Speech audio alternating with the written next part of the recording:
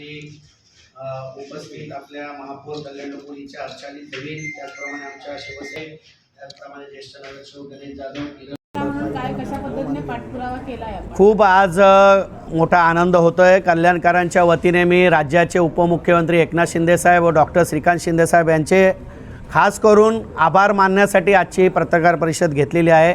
2016 पासून आपण सुद्धा या प्रक्रियेमध्ये पाठपुरावा करून आम्हाला साथ दिली, त्याबद्दल आपले सुद्धा मनापासून आभार। कल्याणकारांच्या वतीने मी सर्वच नेत्यांचे आणि ज्यांनी या मेट्रो पाससाठी सहकार्य केले त्या सर्वांचे मनापासून मी आभार मानतो।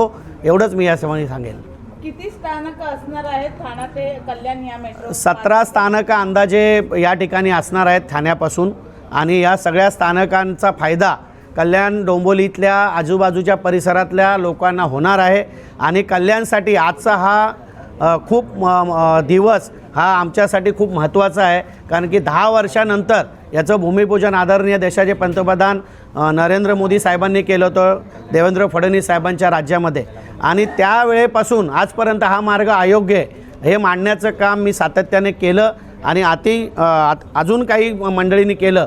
त्या सर्वांच्या प्रयत्नाला यश म्हणून आज या शहरामध्ये ही खडकपाडा मार्गे ही मेट्रो जाते, आणि त्याचं प्रत्यक्षात आज GR निघालेला आहे 22 तारखेला, आणि 1 महिन्याच्या आत त्याची निविदा प्रक्रिया पूर्ण होणार आहे।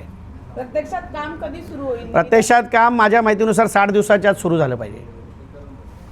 कधीपर्यंत प्रकल्प पूर्ण? 2 वर्षाचा कालावधी आजकाल MMRDA देते, आणि 2 वर्षामध्ये ती मेट्रो पूर्ण होईल याचा हट्टसुद्धा आमचा असणार आहे।